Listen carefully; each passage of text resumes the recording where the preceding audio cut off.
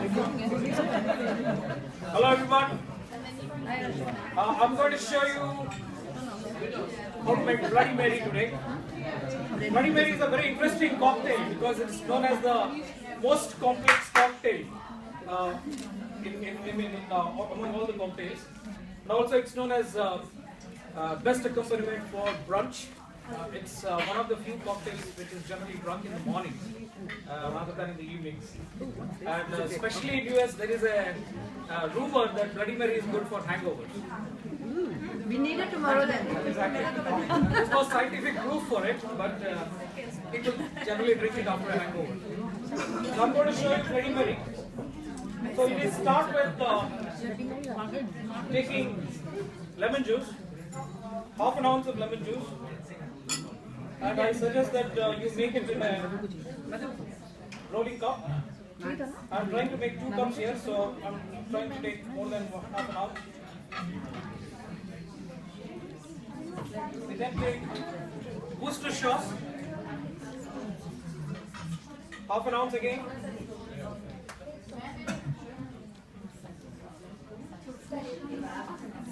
There's an interesting story about who invented Bloody Mary. Shall we listen? Bloody Mary supposedly invented in one of the bars in France, in Paris, called New York Bar, by a person called Ferdinando Pechoit. Apparently, when Ernest Hemingway, the American author, was banned from drinking alcohol by his wife, he somehow wanted to smuggle in alcohol. So he mixed vodka with tomato juice and added some spices to hide the smell and taste of alcohol in it. And was drinking it, sitting next to his wife not knowing that he's drinking alcohol. But since then, a lot of people have added a lot of other ingredients to Bloody Mary to make it much more richer. So after that, you take Tabasco sauce.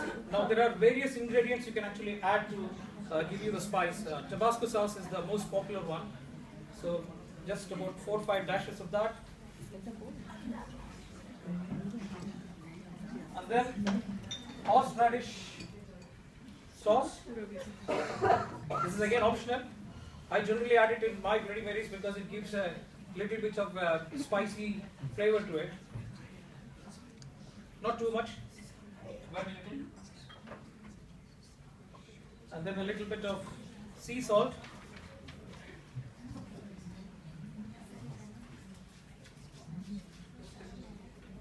Little bit of pepper.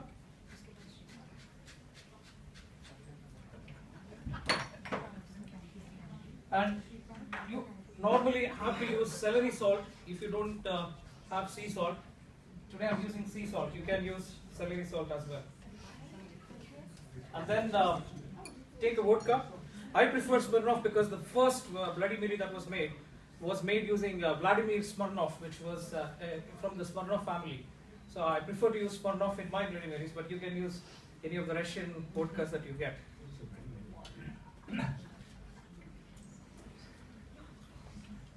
I would say 2 ounces of vodka.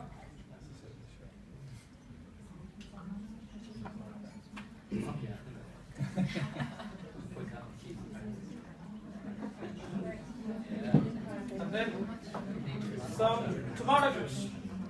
Now, tomato juice, you need to be very careful because nowadays some of the tomato juice you get is already mixed with sodium, so it already has some salt in it. So if you don't want to make your drink too salty, you just need to watch out what the ingredients of your tomato juice is.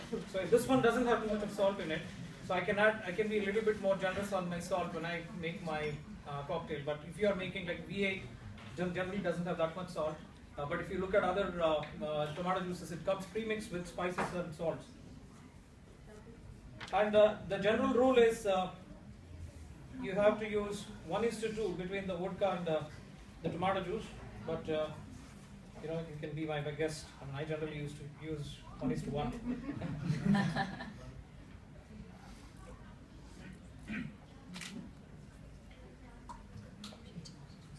Tomato juice. And then now, Bloody Mary is made in different ways. Different people make it different ways. Of course, some people shake it. some people stir it, but the best way to make a Bloody Mary is what we call as rolling it. Different cocktails have to be made in different ways. Rolling is the best way to make Bloody Mary because if you shake it, it generally gets more air bubbles in there. It spoils the drink.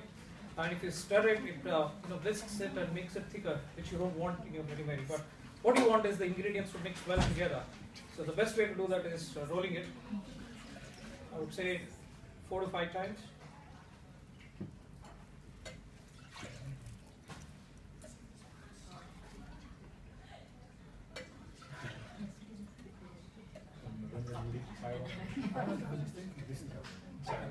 Okay.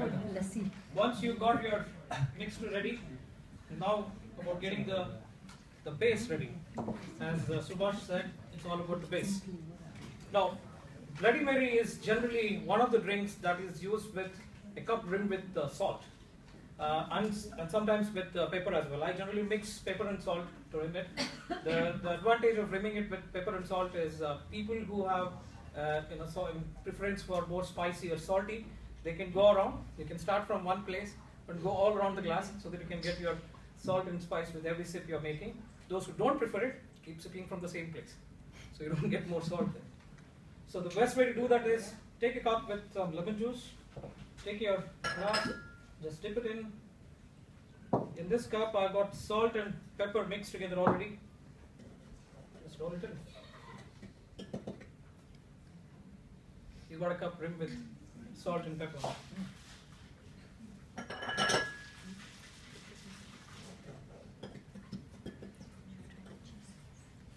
So you now got your base ready. The next and most important thing is now ice. Bloody Mary without ice is useless because you are actually drinking it in the morning. And when you drink it in the mornings, usually you're drinking at the beach or with your barbecues. And that's when you want loads and loads of ice in your cup.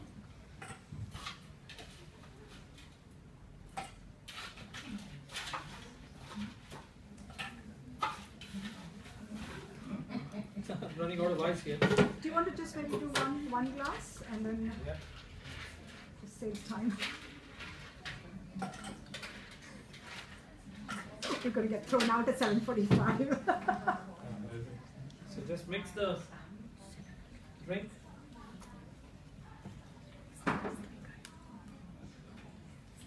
And then you garnish it. Typically Bloody Mary is garnished with a celery stick. Now celery sticks are done in different ways. You can take a full celery stick, peel out the outer layers so that you get the soft, tender internal layers, and that's the best one to go with your drink. So put a celery stick in,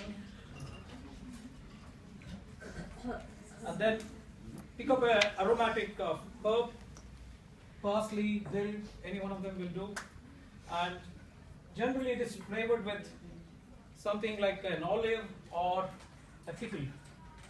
Sometimes if you actually watch some of the more creative ones, they actually garnish it with bacon. Or I've seen the worst one, which is a burger basically. So,